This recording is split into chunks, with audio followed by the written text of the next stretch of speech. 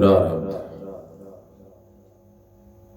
प्रारब्ध चिंता मिटाने के लिए है मेरे प्रेमी, निकम्मा बनाने के लिए नहीं है। मनुष्य प्रारब्ध के अनुसार पाप पुण्य नहीं करता, क्योंकि कर्म फल कर्म नहीं होता, प्रत्ययुत भोग होता है। और प्रारब्ध का काम तो केवल सुखदायी दुखदायी परिस्थिति उत्पन्न कर देना हो, पर उसमें सुखी दुखी होने अथवा न होने मनुष्य मात्र स्वतंत्र है। नारायण नारायण नारायण। ये सर्वज्ञ सर्वसुहृद सर्वसामर्थ्य प्रभु का विधान है कि अपने पाप का अधिक दंड कोई नहीं भोगता। जो दंड मिलता है वह अपने किसी न किसी पाप का ही फल होता है, किसी न किसी पाप का ही फल होता है। और जो होता है मेरे प्रेमी वह ठीक ही होता है, बेठीक होता ही नहीं। इसलिए करने में सावधान और होने में प्रसन्न रहना चाहिए। शास्त्र निषिद्ध आचरण प्रारंभ से नहीं होते, प्रत्ययुत कामना से होते हैं। एक कामना होता है तो कामना से जो भी हम करते हैं तो वो भोग यत्न हो जाता है। तो एक करना होता है और एक होना होता है, तो दोनों का विभाग अलग अलग है।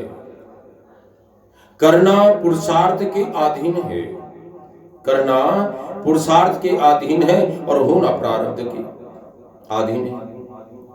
इसलिए मनुष्य करने कर्तव्य में स्वाधीन है और होते फल प्राप्ति में पराधीन है। नारायण नारायण नारायण।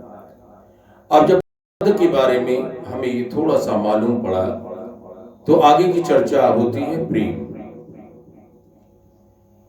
तो हमें प्रेम इस स्वाभाविक हमारी आत्मा में प्रेम है, शांति है, आनंद है, लेकिन उस प्रेम को हम संसार में पाना चाहते हैं, उस प्रेम को हम भोग में पाना चाहते हैं, उस प्रेम को हम वस्तुओं में, धन में, कुटुंब में, परिवार में ढूंढते हैं। प्रेम स्वयं के भीतर, स्वयं आत्मा के भीतर है, क्योंकि हम प्रभु की संतान हैं। तो प्रभु आनंद में है, शांति में है और प्रेम में है। वहां प्रेम की वर्षा होती है, तो आत्मा के अंदर भी वही प्रेम, आनंद और शांति है। मेरे प्रेमी, संसार से सर्वथा राग हटते ही भगवान में अनुराग प्रेम हो जाता है। संसार से सर्वथा राग हटते ही भगवान में अनुराग प्रेम हो जाता है। और जो चीज अपनी होती है वह सदा अपने को प्यारी भी लगती है। जो अपनी होती है वह सदा ही अपने को प्यारी लगती है। अतः एकमात्र भगवान को अपना मान लेने पर भगवान में प्रेम प्रकट हो जाता है, भगवान में प्रेम प्रकट हो जाता है, प्रेम प्रकट हो जाता है। नारायण नारायण नारायण। कितने आश्चर्य की बातें है कि जो नित्य निरंतर विद्यमान रहता है वह परमात्मा तो प्रिय नहीं लगता, और जो नित्य निरंतर बदल रहा है वह संसार प्रिय लगता है। कितनी आश्चर्य की बात है। जब तक संसार में आसक्ति है मेरे प्रेमी, तब तक भगवान में असली प्रेम नहीं है, असली प्रेम नहीं है। भगवान में असली प्रेम नहीं है। संसार की सुखासक्ति ही भगवत प्रेम में खास बांधक है। अगर सुख शक्ति का त्याग कर दिया जाए तो भगवान में प्रेम स्वतः जागृत हो जाएगा। और जब तक नाशवान की तरफ खिंचाव रहेगा तब तक साधन करते हुए भी अविनाशी की तरफ खिंचाव प्रेम और उसका अनुभव नहीं होगा। नारायण नारायण नारायण नारायण। भगवान में अन्य प्रेम का नाम राधा तत्व है। अनन्य प्रेम का नाम राधा तत्व है। और जब तक संसार में आकर्षण रहता है तब तक राधा तत्व अनुभव में नहीं आता। और भगवान में प्रेम होने के समान कोई भजन भी नहीं है, कोई भजन भी नहीं है। और जब तक साधक अपने मन की बात पूरी करना चाहेगा तब तक उसका नाम सौगुण में प्रेम होगा, न कि निर्गुण में। भगवत प्रेम यज्ञ तप दान व्रत तीर्थ आदि से भी नहीं प्राप्त होता, प्रत्युत भगवान में दृढ़ अपनेपन से प्राप्त होता है। नारायण नारायण नारायण नारायण।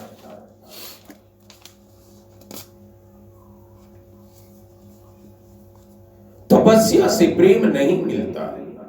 लोग सोचते हैं कि तपस्या करने से प्रेम मिल जाएगा, नहीं। प्रत्युत शक्तियां मिलती हैं, तपस्या से शक्ति प्रकट होती है, प्रेम नहीं।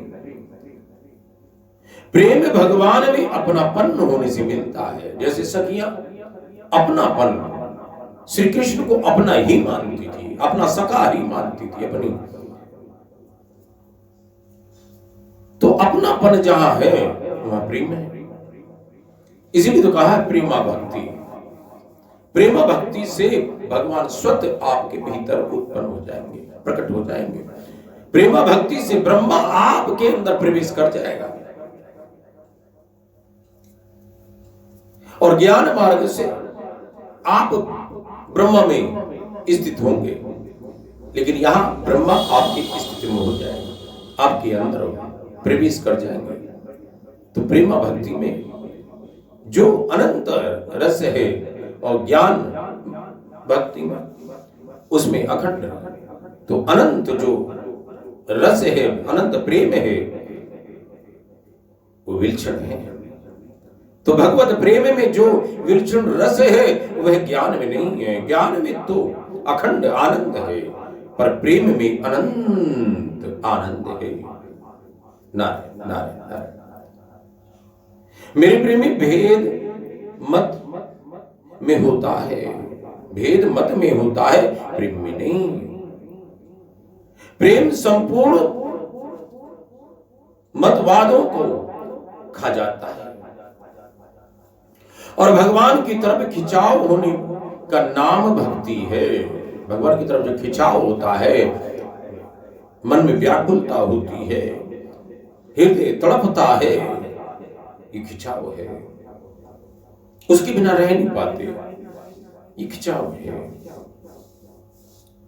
तो उसका नाम भक्ति है। भक्ति कभी पूर्ण नहीं होती, प्रत्युत उत्तरोत्तर बढ़ती ही रहती है। नारायण नारायण नारायण नारायण। भगवान के प्रेम के लिए उनमें दृढ़ अपनापन की जरूरत है और उनके दर्शन के लिए उत्कंठ अभिलाषा की जरूरत है। मेरे प्रेमी, उत्कंठ अभिलाषा की। संसार को जानोगे तो उससे वैराग हो जाएगा और परमात्मा को जानोगे तो उनमें प्रेम हो जाएगा। जिसका मिलना असंभावी है उस परमात्मा से प्रेम करो, जिसका बिछड़ना असंभावी है उस संसार की सेवा करो। यही दो काम करना है। प्रेम वही होता है मेरे प्रेमी जहां अपने सुख और स्वार्थ का गंध भी नहीं होती, गंध भी नहीं होती हो, प्रेम वही होता है। ना ना ना, प्रेम मुक्ति से भी आगे की चीज है। प्रेम मुक्ति से भी आगे की चीज है।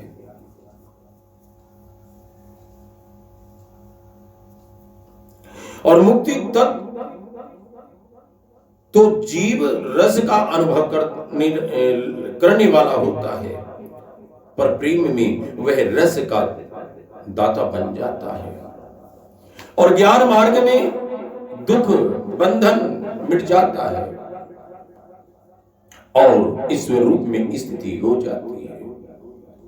पर मिलता कुछ नहीं है, ज्ञान में मिलता कुछ नहीं है, परंतु भक्ति मार्ग में प्रतिक्षण वर्धमान प्रेम मिलता है और ज्ञान के बिना प्रेम मोह में चला जाता है और प्रेम के बिना ज्ञान शून्यता में चला जाता है। और जिसके भीतर भक्ति के संस्कार हैं और कृपा का आश्रय है, उसको मुक्ति में संतोष नहीं होता मेरी प्रेमी। अरे भगवान की कृपा उसकी मुक्ति के रस को फीका करके प्रेम का अनंत रस प्रदान कर देती है। नारायण नारायण नारायण नारायण। अपने मत का आग्रह और दूसरे मत की उपेक्षा खंडन अनादर न करने से मुक्ति के बाद भक्ति प्रेम की प्राप्ति स्वतः होती है। भोग इच्छा का अंत होता है और मोक्षा अथवा जिज्ञासा की पूर्ति होती है, पर प्रेम पिपासा का न तो अंत होता है और न पूर्ति ही होती है। ये दिन प्रतिदिन बढ़ती ही रहती है, प्रतियुद्ध वह प्रतिक्षण बढ़ती ही रहती है। अरे संसार में तो आकर्षण और विकर्षण, रुचि अरुचि दोनों होते हैं, पर परमात्मा में आकर्षण ही आकर्षण होता है, विकर्षण होता ही नहीं।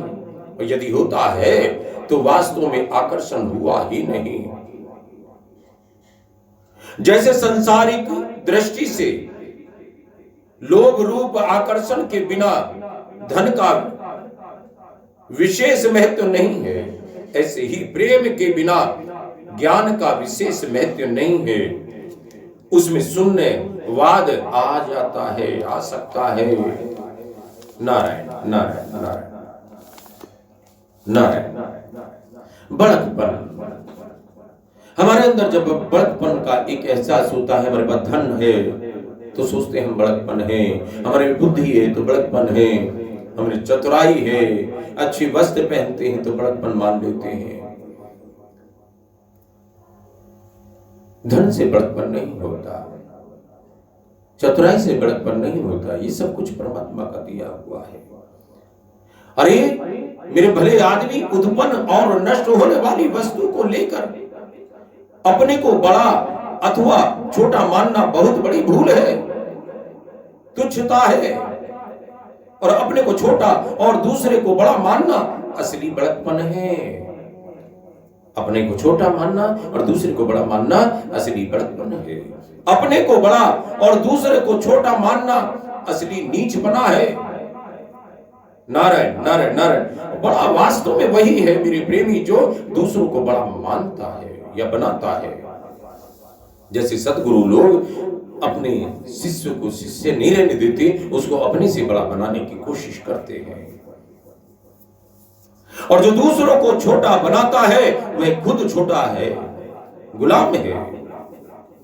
धन, जमीन, मकान आदि जड़ चीजों को संबंध से अपने को बड़ा मानना बहुत भ्रष्ट है, बुद्धि भ्रष्ट है, आपकी होने का लक्षण है। संसारिक पदार्थों को लेकर जो अपने को बड़ा मानता है उसको ये संसारिक पदार्थ तुच्छ बना देते हैं। पहले हम बड़े थे, फिर हमने धन पैदा किया,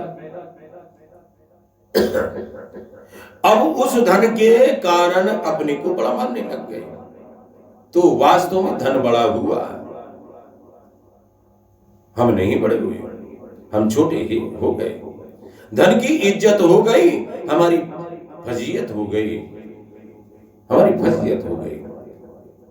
शेष कल बंधन और मुक्ति के बारे में चर्चा चलेगी। अभी संकीर्तन का समय हो रहा है तो इस पे अमल करें। बड़कपन भी अपना निकाल के अलग रख दें, उसका त्याग कर दें और प्रेम पिपासा में हम नित्य नए रस पीते रहें।